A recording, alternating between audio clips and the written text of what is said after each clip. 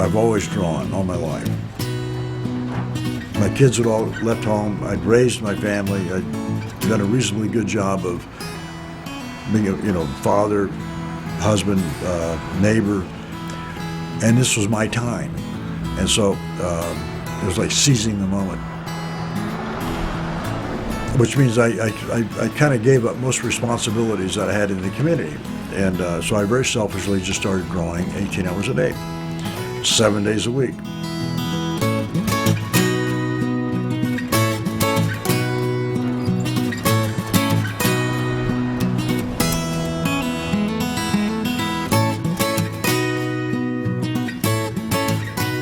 I moved here about 17 years ago.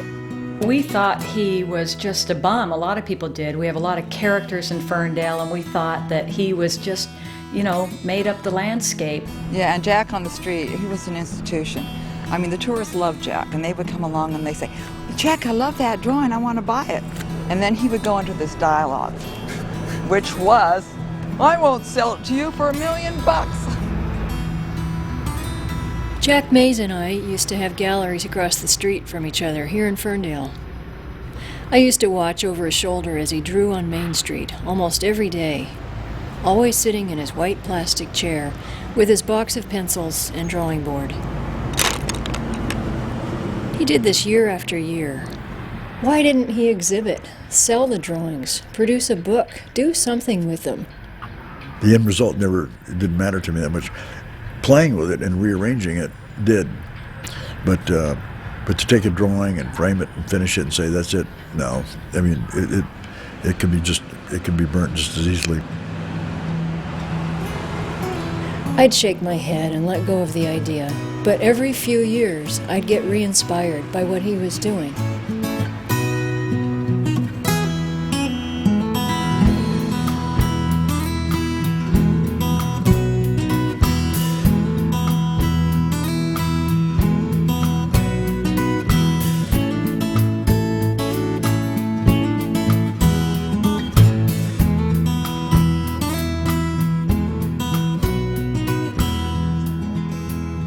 Over 20 years, Jack produced a body of more than 400 drawings.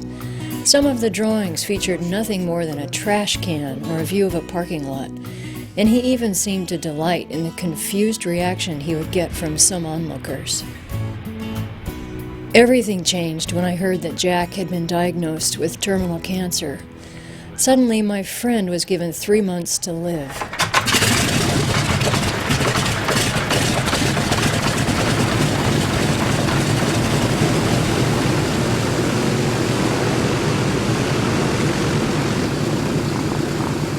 When he went away for treatment, we weren't sure when or even if we'd see him again. It was like the day after diagnosis. I mean, we're going to Seattle for treatment, but we're all gathered in front of the post office. It would just happen to be the time that everybody converges to get their mail. I'm trying to get across the street, and the crowd gathers, and now we're blocking traffic. People are getting out of their cars, and so everybody's wishing me well. But I knew that all of Ferndale was pulling for me, right? I was given a free ride to Seattle in this vintage DC-3. I was able to fly it. It was this whole effort, this whole community effort. He was more than an artist. He was the ultimate historian of the lives of us common folks in Ferndale. You know, at a time when we question whether or not we have any heroes or any role models, Jack was always somebody we could look to and recognize that this is a person who will live his life the way he really believes it, the way he really feels it, and commit totally to it and not compromise. But when we got to Seattle, there was no hope. There was surgery was out of the question. There was no chemotherapy, no nothing would work. Well, at that point, your whole attitude changes because it was I just accepted the 3-month sentence. Eventually, I said, "Jack, what about those drawings?" And before I could finish the sentence, he interrupted me and said, "Yep, it's time. Do whatever you want with them." I took the boxes of drawings home. There were stacks and stacks of them, and they weren't just individual drawings. I began to discover pairs, sets, 360-degree panoramas. Some of the panoramas are 30 feet long. What the rest of us in Ferndale hadn't realized then was that these drawings were an intricate portrayal of daily life in our little town.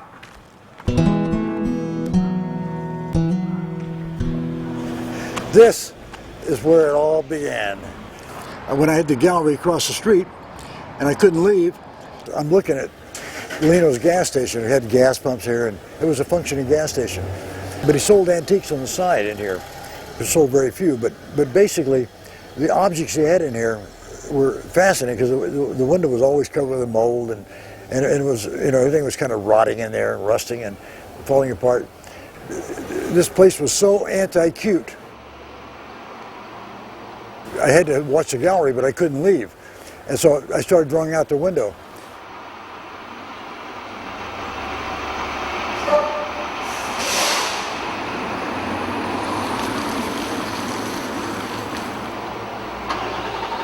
For some reason or other, I didn't feel comfortable in just going out and creating on Main Street all by myself. It was like too much like tourist art and that kind of thing you'd see in Hawaii or this sort of thing. And so I felt really uneasy, so I just kind of opened my gallery door and sat in the doorway and drew what was across the street. And slowly but surely, I was surprised at my own modesty because I never created in public before. I mean, like a public display. We all knew Jack as a successful bronze sculptor. He used the lost wax technique for pouring bronzes at his foundry, and then displayed the finished pieces at his gallery on Main Street. Jack's drawings were yet unseen by us. And so I came out and moved down a few feet and got braver and braver, and that began the Ferndale series.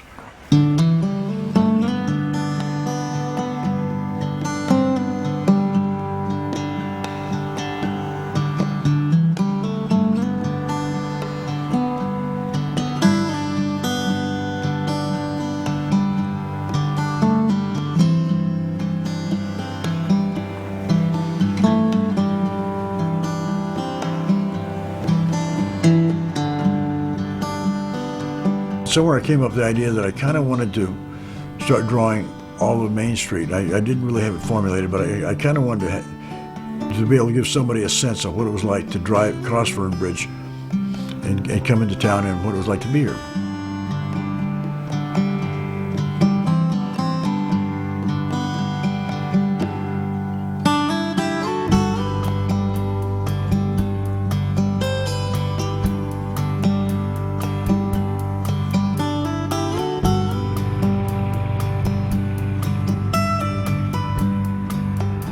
Then I decided, okay, I'm gonna draw for some cards and prints. I'm gonna look for some classic Ferndale scenes. And so I went to the key spots. I tried to find the classic view of Main Street, and I went to the two of our, you know, really tourist type things. I mean, the gumdrop trees and the gingerbread. But I did a lot of quick sketching around Ferndale, trying to find that one particular view that would be the classic Ferndale. But I wasn't really obsessed with it at that point.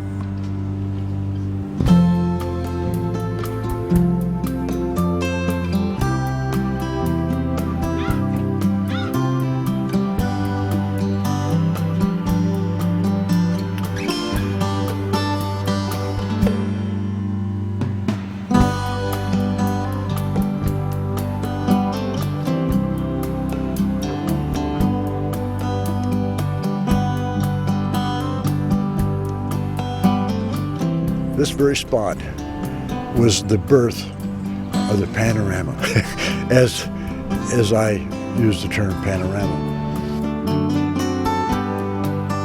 It took 4 months. I sat on the spot for 4 months.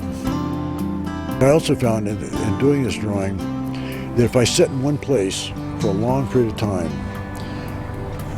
with no preconceived ideas, a million ideas are generated or unfold, and you never know who's going to cross the street in front of you, and You just sit here and become a creature of opportunity. It's like being a vulture waiting for something to strike.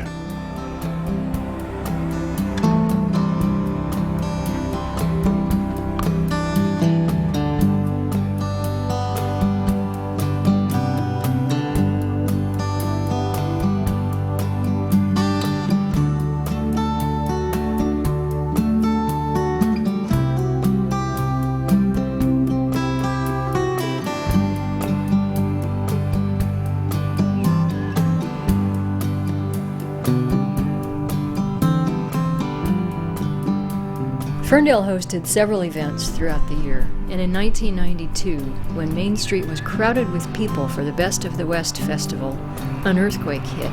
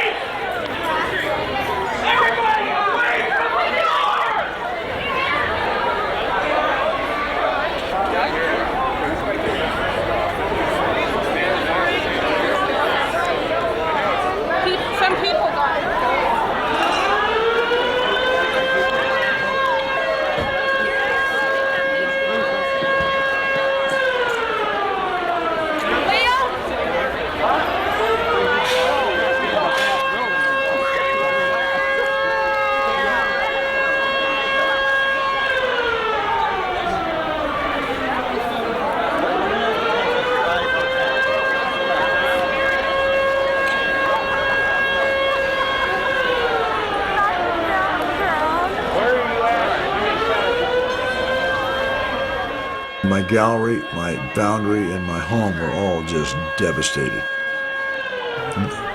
All my paintings fell off the walls, the glass was busted, and the sculptures fell on the canvases. I mean, they were impaled, and it was just everything fell exactly wrong. And in the foundry, big racks of steel came down on all my welders, and busted regulators, and my house came partially off the foundation. I mean, it was just total devastation. And so I come down the next morning. All the news vans were lined on the street here. All these big rigs with the antennas and big discs on top. And they were all focused on this house. So I came up to see what was going on. I mean, visually, it was like this Victorian had just dropped to its knees, right? And they were like queens down on their luck, these old queens.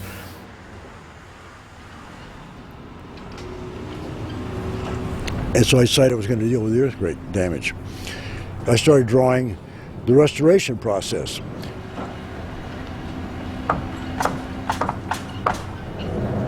But I'm trying to keep up with like 50 of these different projects, and so everything kind of got lost in the shuffle. And so I kind of left them all as a series of sketches more than finished drawings, but the initial drawing was finished.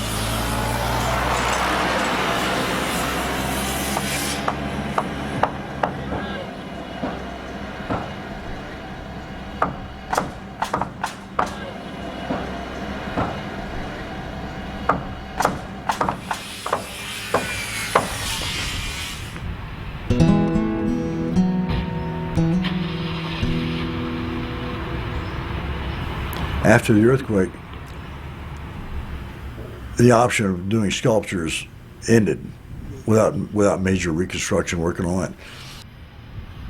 But for some reason or other, I accepted that, and I reminded myself to have a foundry and a welding shop and a blacksmithing shop and all that. I had all the equipment I wanted, but now I was nothing but a maintenance man. I spent half my time just keeping the equipment running.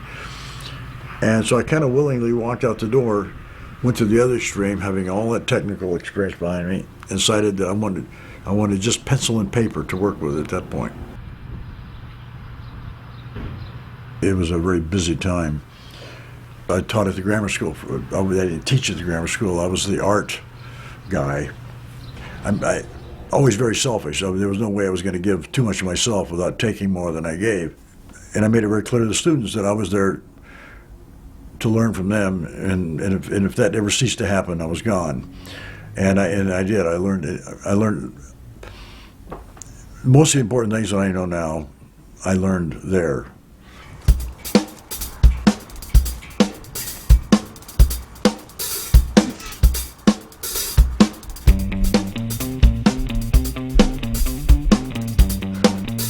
Look at that beautiful little cow.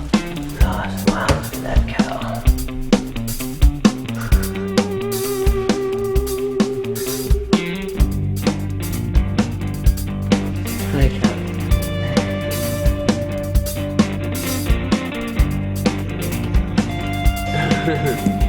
Wow. I like this alien cow right here. Who's that? That is especially awesome. It's awesome that an art teacher would let you just draw an alien and you say, that's a cow. Not many art teachers would accept that as a cow.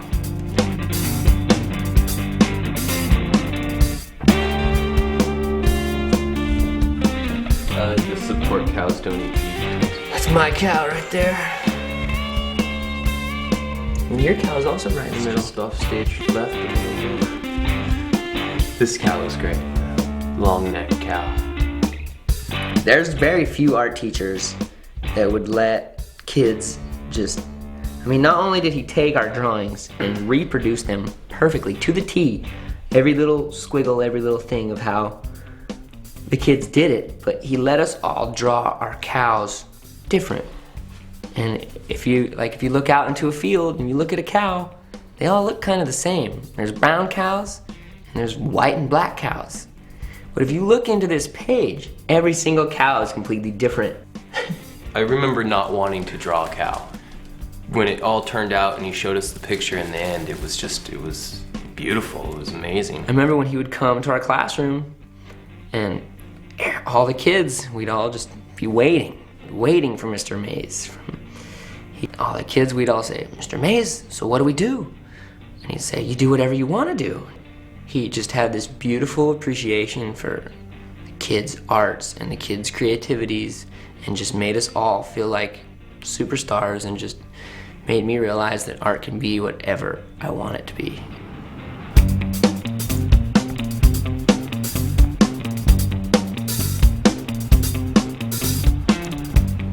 I had two locations that I primarily took the kids to. One was Main Street, and the other was up here in the cemetery.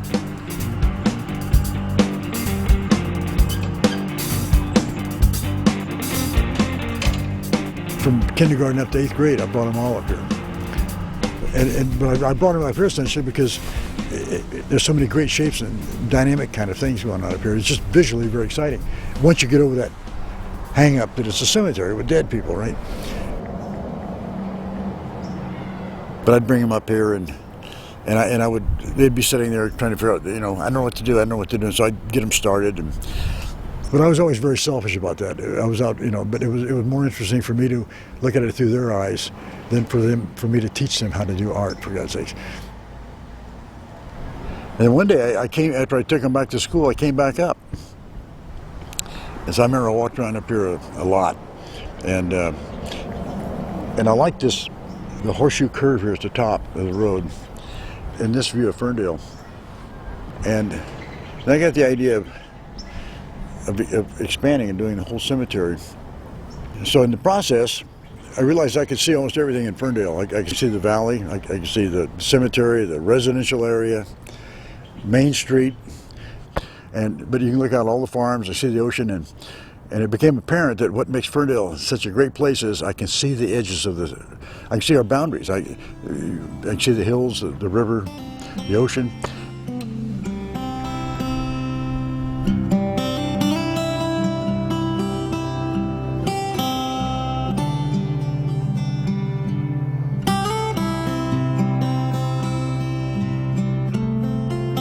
Anything that happens within that area, I can understand.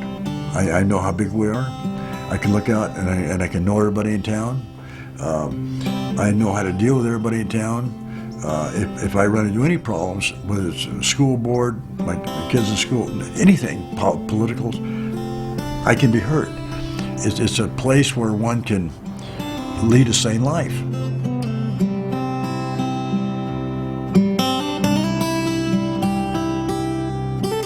Well, somewhere in the process, I decided that I wanted to essentially do a panorama.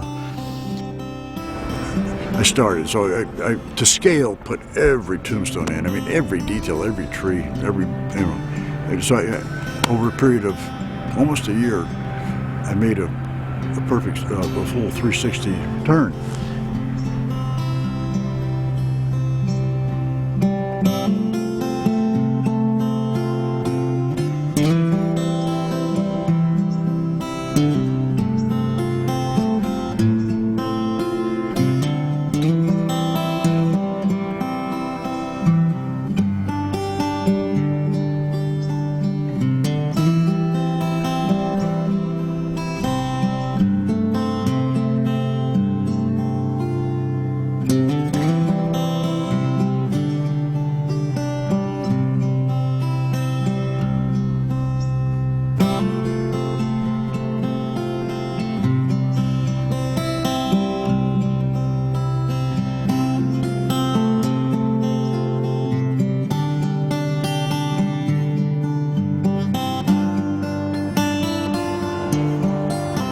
So then as autumn comes around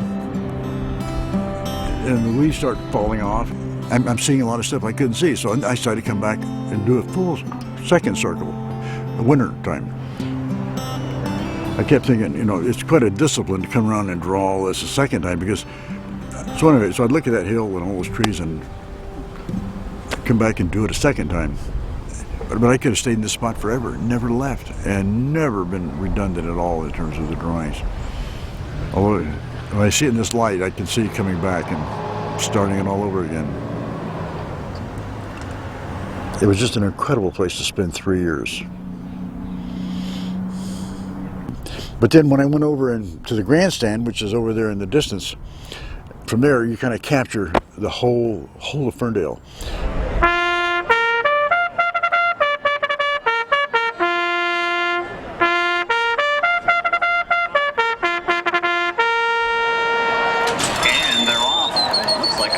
Start. Its first collection bounding off of the front end, Call Me Terminator from an outside post. As they come through the stretch for the first time, there's no doubt who the leader is. It's Call Me Terminator. Call Me Terminator.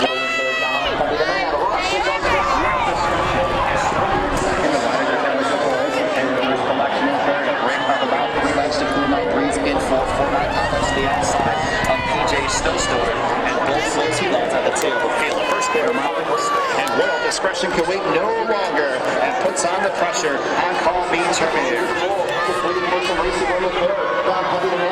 A 16th of a mile to go. It's Royal Discretion staying to the task, and Royal Discretion will find out the victory. First collection gets up for second. Call Me Terminator third, and then fourth for My Papa.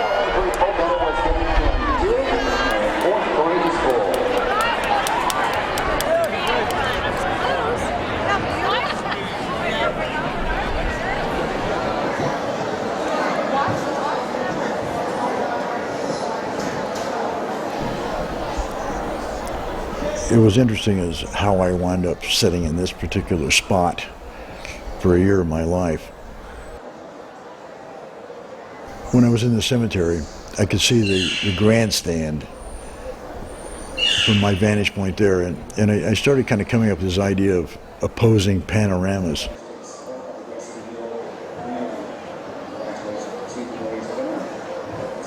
When the grandstand was full during race time, I spent the whole week up here intensely drawing people. So all these people come down, and so I got just sometimes a minute and a half or 30 seconds on each figure, sometimes 5 minutes and sometimes a little longer.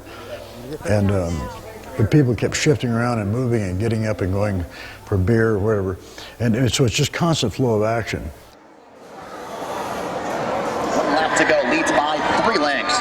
Royal Discretion is stalking in second. The rider does have a good hold. And in first collection in third, a break of about 3 lengths to Cool Night Breeze in fourth for My Papa to the outside of PJ Snowstorm. And Bold Slow T-Lines at the tail of the field. The first quarter mile, 23 2/5. And Royal Discretion can wait no longer and puts on the pressure on Call Me Terminator. The transition between the hustle and bustle affair with the progressions to and from.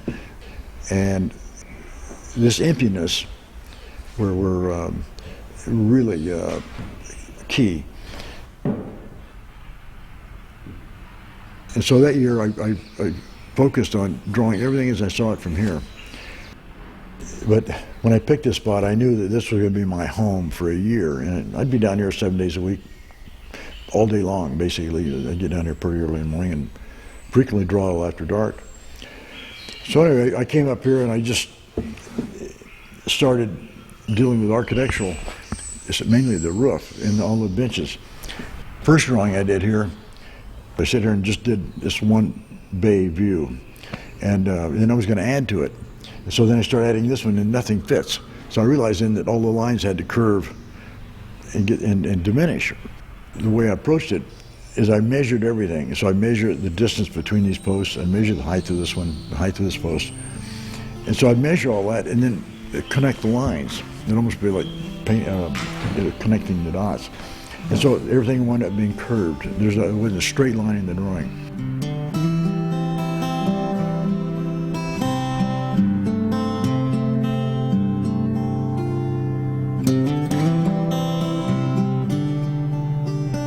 But this one, there was nothing forgiving in this. And it was really a struggle, but I did this several times.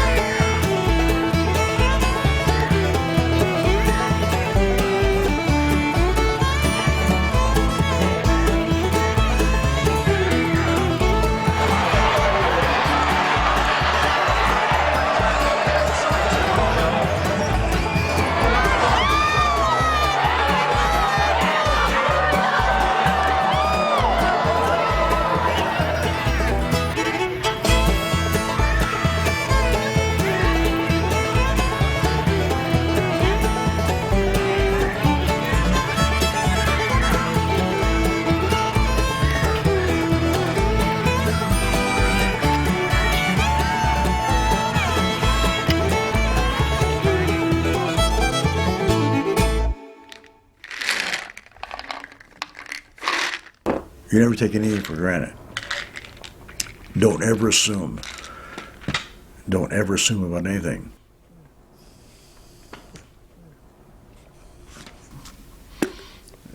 Three months ago, I was diagnosed with kidney cancer, basically, and given 3 months to a year. The town threw me a party, and well, it was almost like a wake.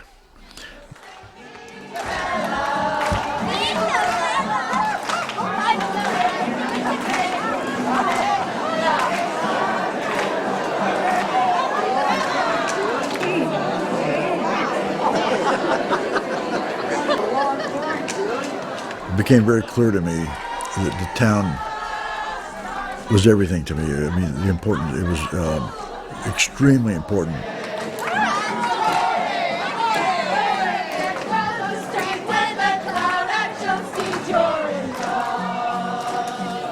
Everybody in this room, everybody in this town loves this guy over here. Just look around. The whole town's throwing him a party. No wonder my happy heart sings. Your love has given me wings. The reason he's great is because he has a lovely lady behind him.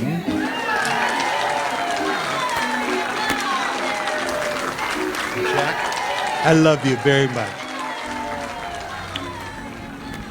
Donna's going to have a hard time with it, and Donna, my wife, because she's had it really rough. I mean, she's not had much out of me financially or security-wise since the earthquake. And I also have the great honor of presenting a couple of awards, recognitions from Congress.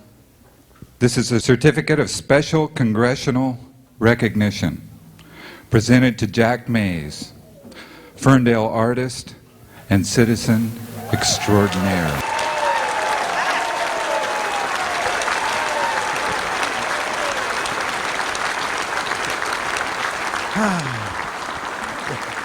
The only time I could think of a similar situation was in Tom Sawyer when they thought he drowned and he attended his own funeral, and you get to hear all the nice things they said about him, right?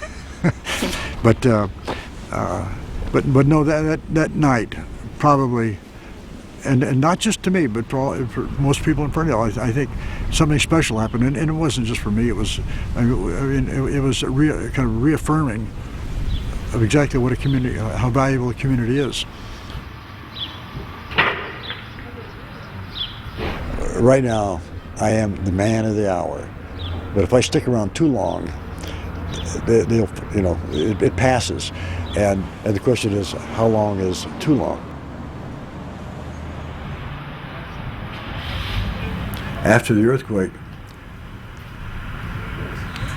call it a midlife crisis or whatever, but I went through a change, and all of a sudden, it was like I wasn't going to take it anymore. I'd done my job, my kids were all gone. I had no immediate money needs. We had no house payments or anything, and so I told my wife, I said, I'm going to just draw. I don't want any interference. I don't want to talk about selling. I don't want to talk about anything. I don't want to talk about mundane stuff. And that started I can honestly say, a 7-day-a-week, 18-hour-a-day effort for, 15 years. Hey, Jack, what are you drawing now? As time went on, I decided that the only drawback was trying to keep a gallery going and selling art, and so basically I realized that I had to get rid of that distraction as well. But that's when I committed to drawing nonstop all day long. I was free. I could go sit on the street and draw all day without people would leave me alone. They honored, they allowed me to do it. I had total freedom to come and go without answering questions as to why I was doing this or why I was doing that, and that obviously was essential for my kind of creativity. I kind of re-emerged on Main Street, and I chose this spot. And one of the reasons was this tree, before it got pruned, was this incredible shade tree. So I was always in the shade, sitting actually I was sitting right here. And so I was here for 3 years because I was so comfortable. I mean, I was always comfortable. And And even if it started raining, it took a while for the drops to get down through the leaves, so I had an early warning system. And right here sat a big 55-gallon drum garbage can, and there was something about that garbage can that gave it that real touch, right? I'd be sitting there, I sat there and faced that garbage can for several weeks, and people come by and they couldn't believe, they only see that one drawing. They couldn't believe why I got all these great Victorians behind me and I'm drawing a garbage can.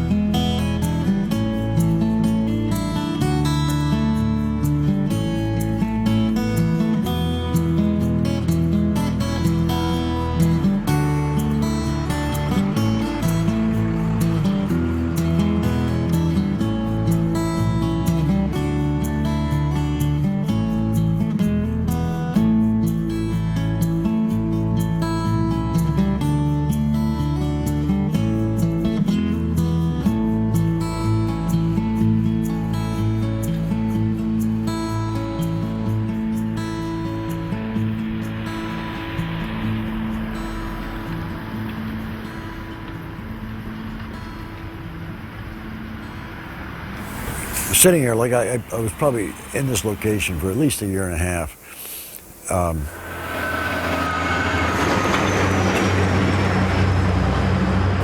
The first drawing, I decided I didn't want any cars on Main Street. So you wait till these quiet moments and you wait till the car's gone. And so sometimes it's pretty tricky because there's always at least 20 cars on the street. So I got pretty much Main Street all established, and I get around to here, and I remember pondering the bookstore, how I was going to deal with it, because there was a lot of details in there on these books. So I started out by drawing all the books. And in the morning, of course, I'm seeing inside the bookstore, and as the light moved over and the other side of the street got brighter, then I'm seeing reflections and not the inside. Of course, and all of a sudden I was aware of my own reflection, and that added really depth to the drawing in the sense that I've got both being able to see inside the bookstore and just the reflections from the backside across the street. Then I get all these multiple reflections from the side windows, all these different angles of glass, and it became quite a study of just reflections.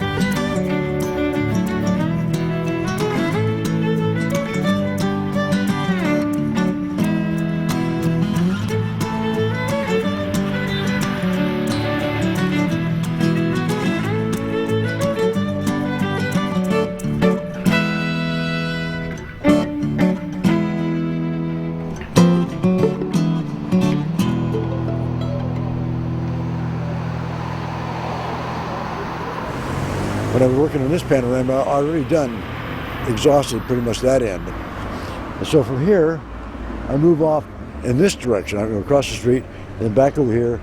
And so then I just crisscrossed all the way up the street for the next few years.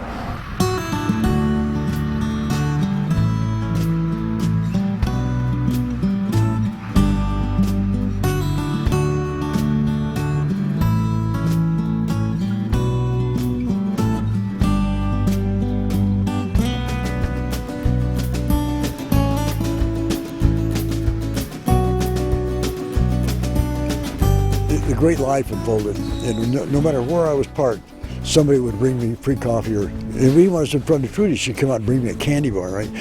And I guess they felt like I was their responsibility when I was drawing in front of their place.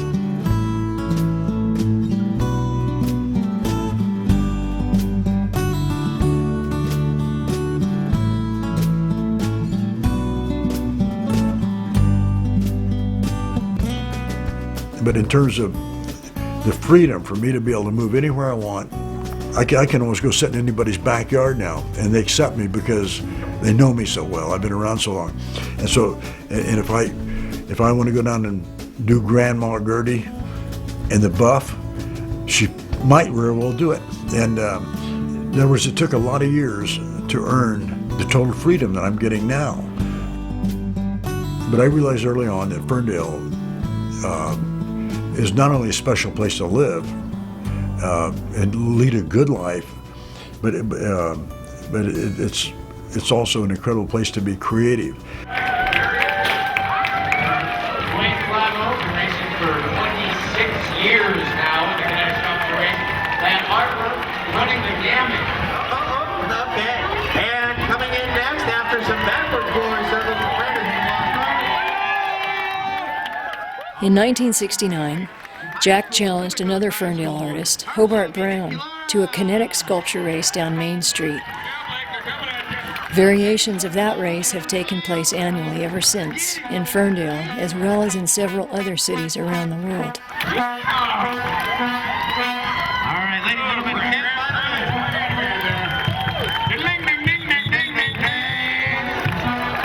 okay, and now coming in Bazooka. Spontaneous combustion. The Department of Spontaneous Combustion, piloted by Hollywood also took an interest in Ferndale, and several times Main Street was transformed into a movie set.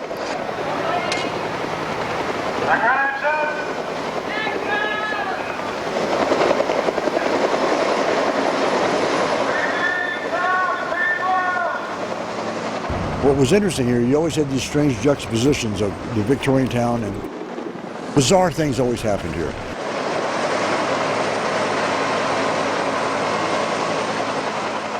It became apparent to me that Main Street in Ferndale was a parade waiting to happen. I just looked at it as my stage, and this stuff came to me, right? I'd finish up one project, another thing would come.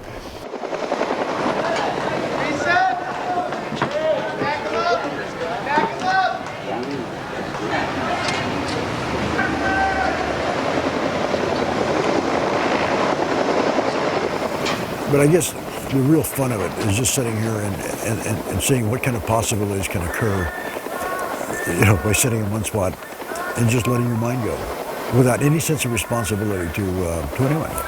Because it doesn't have to be anything. I mean, it can be anything I want it to be.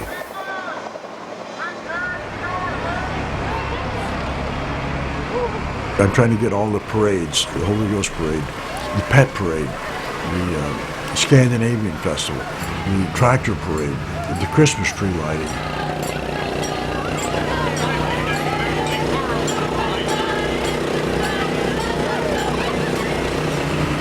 I'm trying to get all of the things that Ferndale's known for, the things that make us significant.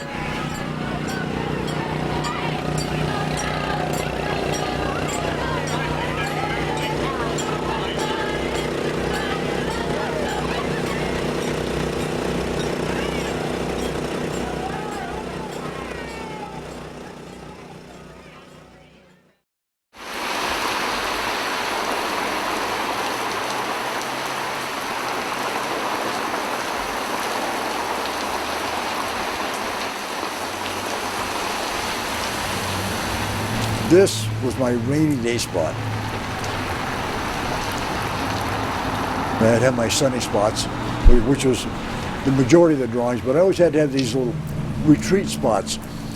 And sometimes it'd be just a drizzle, but in a downpour like this, I had to be able to totally get out of the weather if I want to keep drawing. Otherwise, I'd lose a drawing day or maybe a week.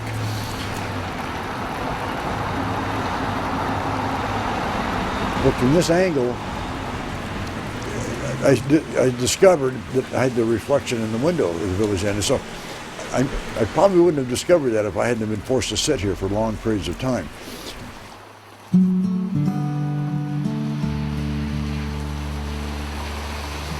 One of my most detailed drawings was the village inn and the reflection, because it was a hard winter that winter, and I was able to work in here successfully. But this was a key location, because if I wanted to work 7 days a week, I had to be able to get out of the rain.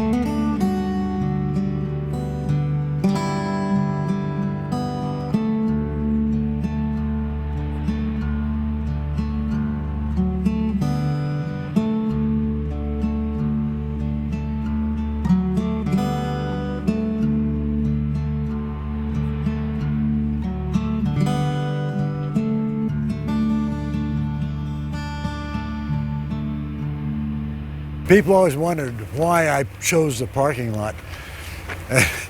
Because when I first came up here, I was sitting right in the parking lot, and everybody look at this view and go, why? But primarily I came up because I heard that Nielsen's might be relocating and this barn might be coming down. In fact, several of the drawings were motivated by that, thinking I was going to lose something and get it before it goes.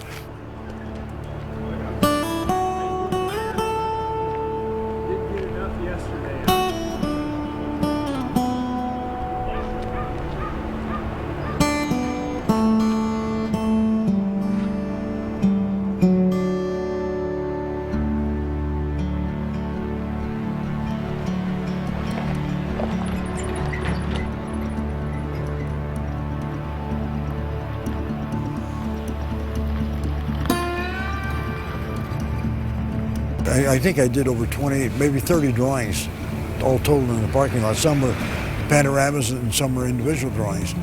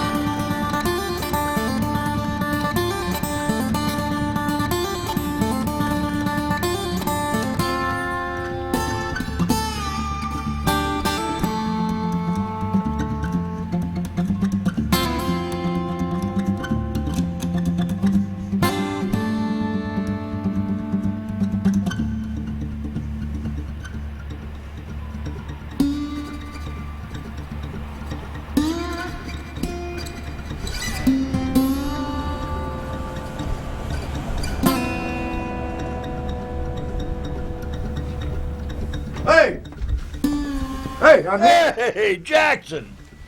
Where the hell were you at last night? Man, I'm looking at this book. I can't believe the prices in this goddamn thing they want for motorcycle parts. Why do you keep looking at it then? Well, I know I'm dreaming. Maybe someday the old lady will You just keep dreaming. let me have the checkbook, and I'll go wild. Yeah, it's still. Hey, still, come on in. Hi there. You've already got your toy. You don't need. Hey, is today old lady Letter's funeral? I don't know. Is it today? It was yesterday. Oh. Oh, yesterday. Well, leave it up to me. I'm always a day late. The main street's a facade, and it starts getting a little more realistic in the back alleys. And then if you get to the backyard and the garage, that's when you're seeing who we really are. But most people don't see that. We hide that. Me and my brother Joe went to Arcata to a funeral one time to a friend of ours, an old Portuguese guy. You know, he was sick, you know. Oh, really? So we went. So we went to this guy's funeral, you know, and it was at night, you know, the rosary, and then we sat through the whole ceremony. But I said, man, I told my brother Joe, I said, this don't sound like a Catholic deal to me. So we walked up and went, you know, you view the casket. I told my brother Joe, I said, boy, I said, that son of a bitch was really sick. Well, come to find out, it was another little old lady about 90 years old, you know, and I said it didn't look nothing like him, you know. Well, the funeral was down on another place, so we run down there real quick and made an appearance. I got suspicious right away when I didn't see nobody there that I knew, you know. Yeah. Anyway, so I spent a lot of time here. And so one day I'm sitting here and I'm thinking, wait a minute. And I looked around and I thought, okay, I want this panorama. I want, because it's a parking lot. I mean, how dull can you get?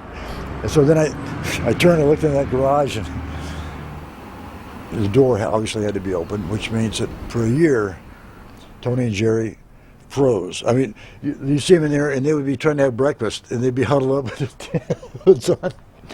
But from this angle, I had the bar, the slot machines, TV, and all the hats. I guess the main thing is that I want to give a sense of what it's like to live in Ferndale. Like, I mean, what it's really like.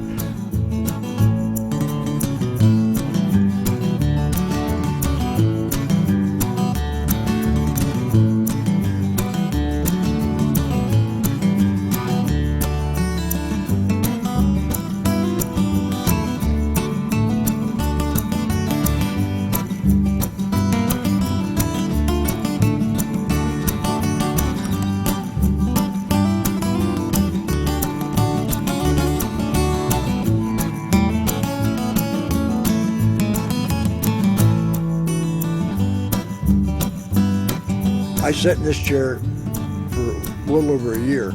Really, when I stopped, I couldn't get Caroline to pose, and she was one of the last things between finishing. She was always too busy. And I still haven't gotten that done. But now we've got pressure. Well, the pressure, of course, is the pressure of dying. And having been just diagnosed with cancer, and of course, and kind of living from one day to the next, you put everything in a totally different perspective. And so, in other words, you don't think of a year-long project or a 10-year project, but you think, what can I do tomorrow?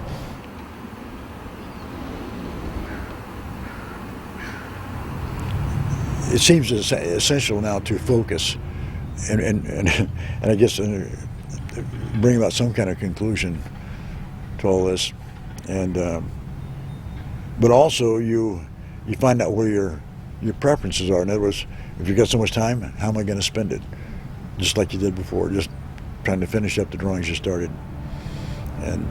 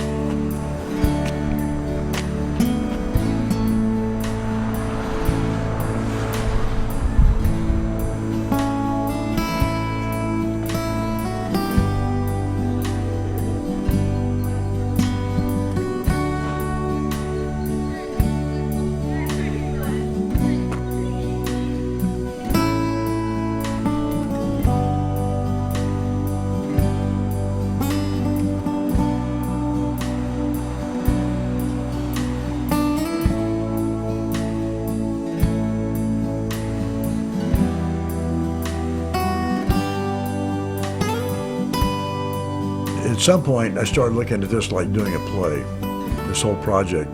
With the buildings and all the panoramas, that was like setting the location, the stage set. And I knew that I'd start casting at some point, bringing my figures into play.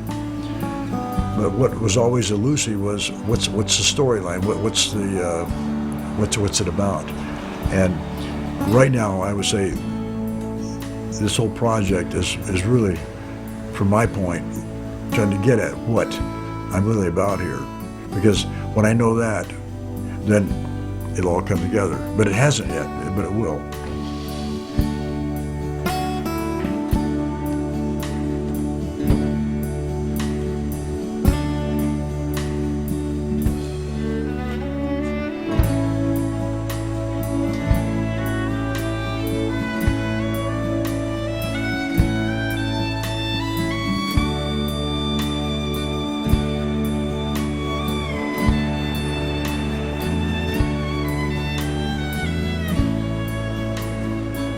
My plan is to draw everybody and get some kind of drawing of everyone in Ferndale.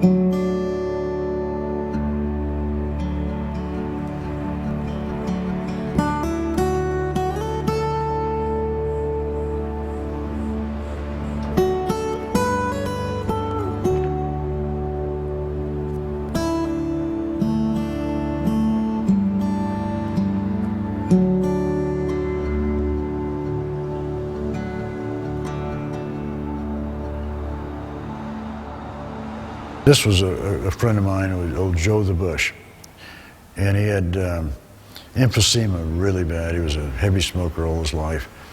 And so Joe was nearing the end at this point. And so when I'm drawing this view, and he walks up, comes down, he sits on the bench, and he's right in this position. So I rough him in, and he smokes about 6 cigarettes in just 15 minutes or so. And they're all still smoldering down below. And so Joe gets up and leaves, and like the next day he dies. And so now I'm faced with, how do I deal with this, right? Do I take him out? So I said, no, I'm going to kind of leave him, and I drew the bench behind him, and it kind of wound up being how I saw him leaving certainly my world. In fact, I'm so obvious now, is if anybody started looking kind of old and feeble, I put them first in line, because there's a pecking order. Every now and then somebody will die on me before I get them, and it's a loss.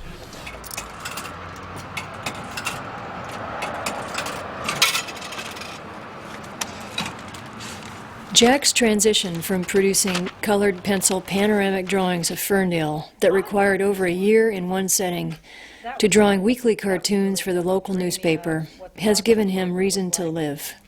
With his cancer diagnosis, he could no longer afford to tackle projects requiring years. He was living day to day, and these cartoons have given him the necessary format for an artist facing imminent death to continue producing art on a manageable scale. He can do one in a day. Oh, excellent. The senior moments, the Ferndale softball or men's softball team. Yeah. That was a funny one. Oh, that was funny. Look how thin I made you. No, thank you. So Caroline, what stories do you have this week? The Confederate flag issue is not over. It's not over. Well, visually, that could be a good one. I mean there's a lot of potential there with the flag. Yeah, yeah. The bigger issue here is Sam Garamendi coming down on lots of things. It's about not wearing hats, not having iPods, not having cell phones in classrooms, not having coffee. However, the school has a policy, a district policy about displaying symbols that are offensive, hatred, etc. So that's it. But see, that's not my issue, but that becomes... But we're back to the fact that you've already drawn him. You want to get somebody that you haven't drawn. I really do want to get everybody in Ferndale in here at some point in time. We could go back to the party. Okay, You haven't done Justin. Let's go back to the party. Let me show you what I have, and we could. If we do this one, it's going to be a heartwarming, and it won't be a... There's nothing wrong with doing heartwarming. Last week you had that one that nailed the mayor. There's nothing wrong. I mean, you were pretty hardcore last week. Well, you know, the way we get by with the hardcore ones is come in with a... Exactly. I started doing the cartoons for the paper. But the thing that was my main purpose was I wanted to study all these locals, because in almost the drawings I had all the buildings and their cars and all that. But I didn't really have that many people in them, and because it's hard to get somebody to come sit there for very long. I'd try to draw somebody when they're there for a minute or two, and I'd get them sketched in, and they'd leave. So in doing the cartoons, I've drawn almost 500 different Ferndalians. I tell you what I like about this. After last week's cartoon, we need to tone it down a bit. You need to redeem yourself. Well, putting the mayor on the psychiatry couch was, he didn't come to the party, and I think that's why. I think after 35 cartoons on the mayor, I think we crossed the line. No, I think you crossed the line. No, we're together in this together. Well, and would you do it again? Yeah. There you go. Hey, what are they going to do to me? I'm dying. I mean, I got the sympathy vote, right? Excuses. Yeah, it's 3 new people. The thing about the Confederate flag thing, for the first time, it played out in the daily papers. It didn't play out in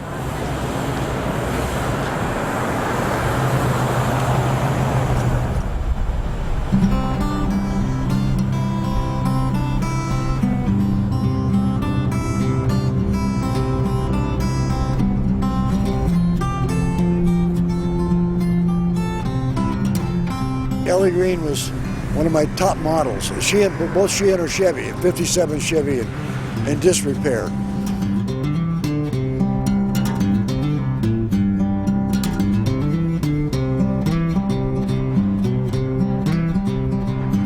I've drawn her Chevy quite a few times. She's always wearing Victorian or at least flamboyant attire.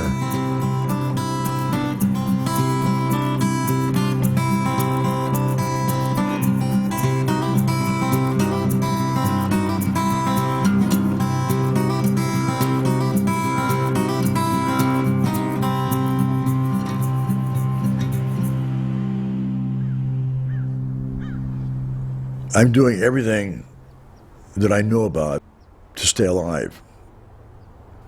Diet, exercise, attitude.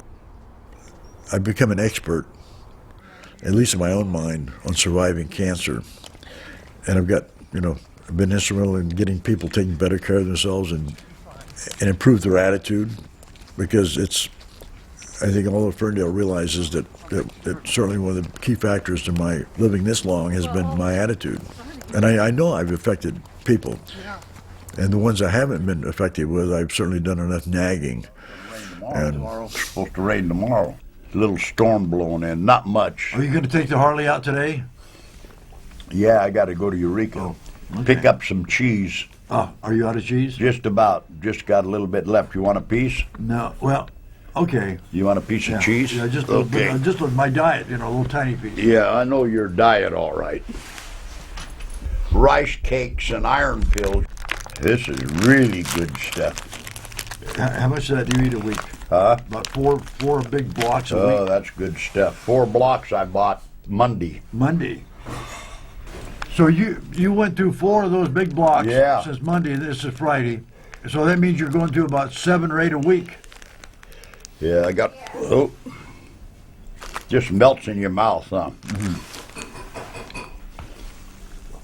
You get addicted to this goddamn stuff. Oh, I know. On this new diet, cheese was the hardest thing to get rid of. Well, if you eat cheese, you don't have to eat nothing else. It's good for you. Well, it's healthy. Anything's good for you. Your body will tell you what it wants. Oh, really? My body tells me what it wants. If, you know, I can go a year without eating a popsicle. Then if I crave a goddamn popsicle, I'll go buy 6 cases of the sumbitches and eat them all in a week. And then I don't eat a popsicle again. Same thing with ice cream. It's whatever the body asks for. Is there rest for vegetables? No, I hate. What is that green stuff they put on the plate now? Broccoli. Oh, I hate that goddamn stuff. Well, on my new diet, it's seaweed. Seaweed. Well, I'll guarantee you what, they ain't going to have to worry about me eating any goddamn seaweed. As far as I'm concerned, that seaweed could stay out there where it belongs. How about lettuce? None of that stuff. None of it. Much of this healing process is mind over matter, right? And for it to work, you really have to believe in it. It can't be just, you can't be intellectualizing it inside and say, well, I want to believe in it. I mean, you got to really believe in it. But I'm still reminded I'm stage 4, and so, you know, let's not get too cocky. But it's very almost comforting to know that I've taken the best shot that life can give me, and I've survived it, see. And, well, almost.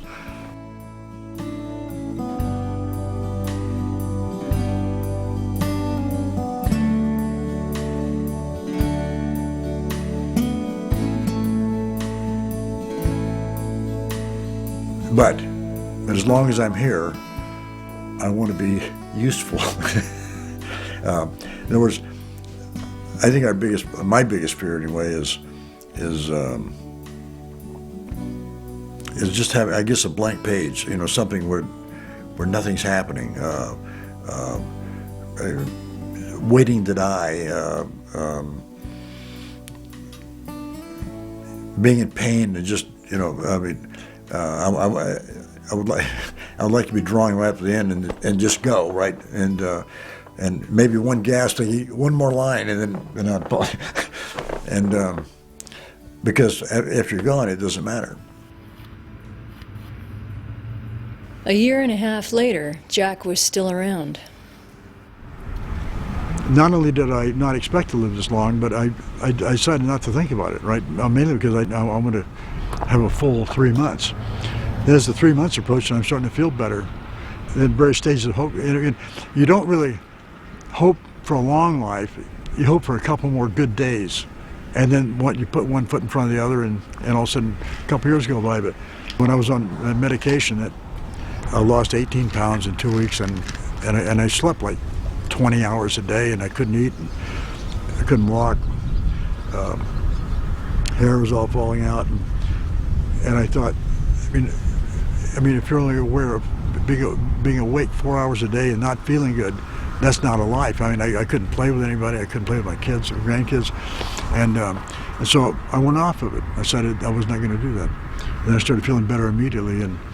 But I will say this, that my life, since my diagnosis, the last 19 months, it's been the best 19 months I've ever had. I realized if anything was going to help me get better or be a factor in getting better, it was coming from Ferndale.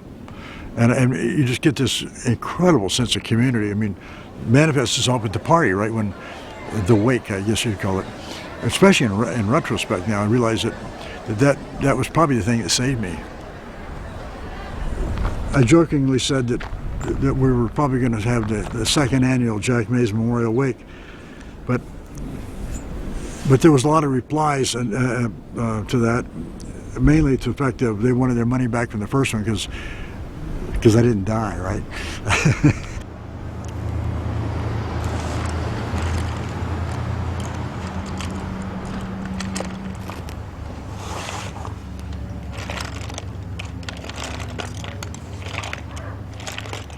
There is no doubt that Jack's survival is due in part to his connection to his community, and the means of his connection is his art. Without his art, it is unlikely that he would have outlived his diagnosis so successfully.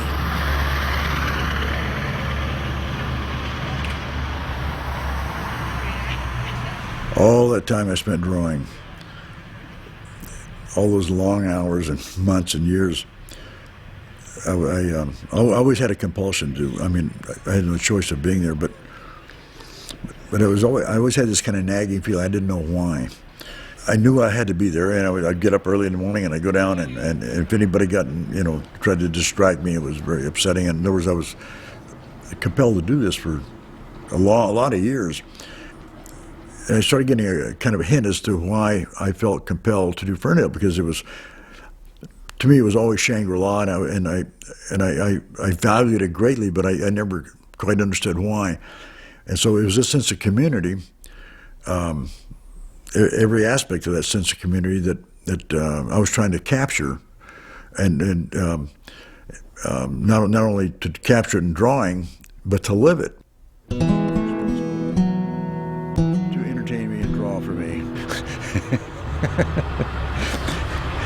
But you're the only person that ever worked on a drawing. Nobody ever touched one of my drawings. I remember you were just always on the sidewalk, and I would always just run up and watch you. And then one day I asked you if I could draw on your picture, and you said, "Okay, draw right here in this corner." And I'm like, I went on the ground and I started picking the colors, and that's all I remember. But the funny thing is, people would come up after you finished, and they say, "What's that?" When you come by to draw, I'd say, "You can only draw down on the bottom because that's on the road." And then you did that one in the sky and caught me off guard. I didn't catch it that day, and you were so proud of yourself because you were supposed to be drawing on the bottom and you drew on the top. I remember that. That was funny. After I felt that maybe I was going to live, an art show was suggested. Just recently, there was another situation of a young boy who was diagnosed with a very aggressive form of cancer. And immediately, my friend Karen and I looked at each other and said, "You know what? We need to start a fund." We turned to him and said, "Hey, look, can we use some of your unseen artwork? Can we perhaps finally do a show of it?" I thought about it, and they reminded me that it was a good way to pay the community back. Well, I probably hadn't quite thought about it that way, but in that light, it made sense. It was, and so I said, "Okay, I'll do the art show." We had seen them sitting in a box. We had seen them sitting in a box underneath his bed, mildewing, and we knew they were there. And so then they decided that we would do they suggested going even further and doing a foundation, which meant that I would donate prints or art so that we could create this foundation. And so I'm thinking about that, and I thought, well, that's quite a commitment. And then I was further reminded that it was part of the payback process.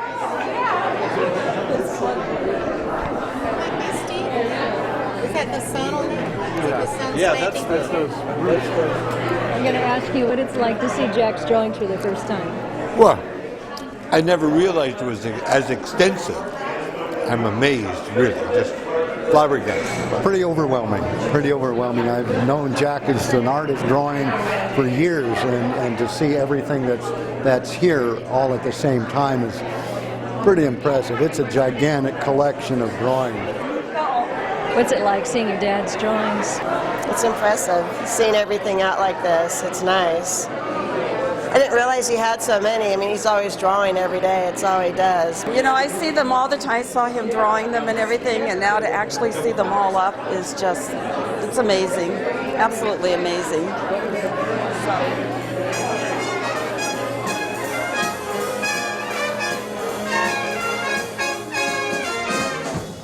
That night, an enormous amount of money was raised to establish the foundation.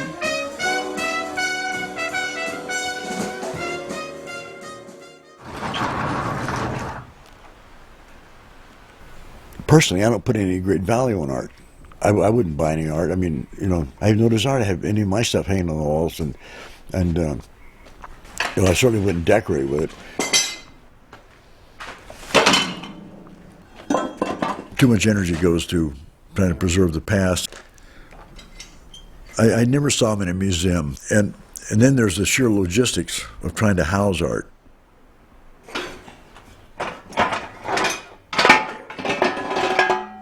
This was one of my few romantic scenes. I call it Soldier on Leave in Bed. And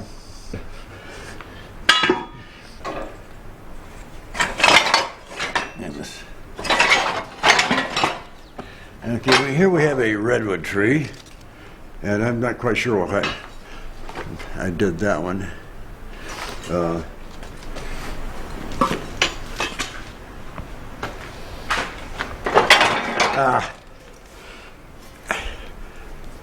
This was the nude on the bar stool. I mean, she was something else. For some reason or other, I always kind of enjoyed seeing all my projects around me rotting. And it was twofold. It was kind of a reminder to don't get any more projects in mind and have a realistic sense about what I could accomplish in a lifetime. Because, I mean, I've got projects laid out here for 50 years. There's some kind of order to all this madness, but also it was almost like an environmental environmental sculpture of watching everything just sort of slowly decay. And so when my time comes, it'll all just sort of go poof. Here's.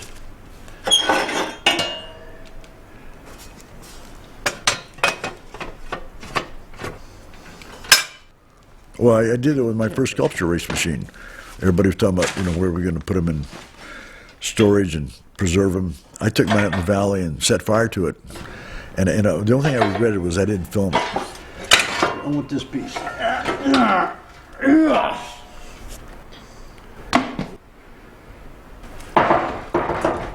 This was the Ball Blacksmith. It was also one of the last pieces I did.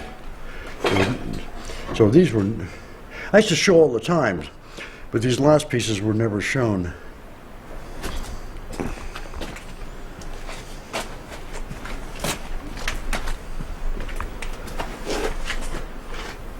This shelf was where the ones that were ready to show I'd put out here. But these pieces were basically the finished pieces ready to, were basically done.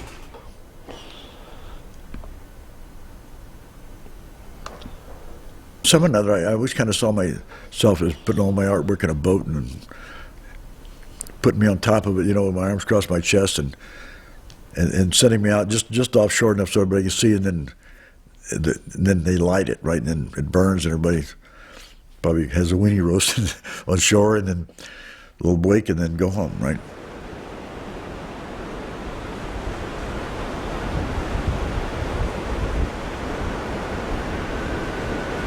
But we all thought I was not going to be around very long, and it became very clear to me that the town was everything to me. I mean, it was extremely important, and I can, in retrospect, I can look back and say I think it's a major factor in my relative cure, or the fact that I'm still here. But I was always grateful for this community, and it was the kind of community that you can control your life. I mean, if you meet it halfway, you had a great life. If you fought it, you didn't. But I was able to focus and concentrate and work here for all those years without, and everybody left me alone. I was allowed to do it. Hey, Jack, I'll see you after a while. Okay, Tony. Yeah. Be careful. I'm always careful. I know.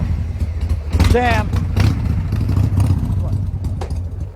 But I remember when I got the news, and you always wonder how you'll react when you're given that message, right? Here. Sam, get back here. My first thought was how other people were going to respond. I thought about Tony Lenardo first, and and I didn't want to tell him. And but anyway, so I go through all this, being brave and making arrangements to go and taking her, getting ready for the trip to Seattle and all that. And but the minute I got out of town, the first night, that's when it hit. And it wasn't the dying, and it wasn't the cancer and all that, but it was not being in Ferndale. It wasn't being at home, and that's why I knew Ferndale was my home.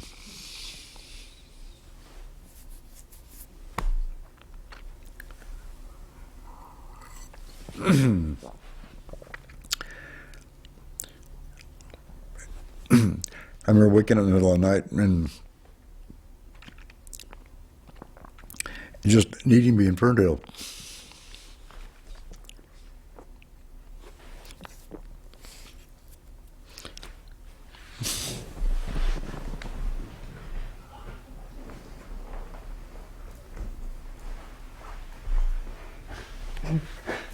No, I just gotta. I didn't know I was going to react this way.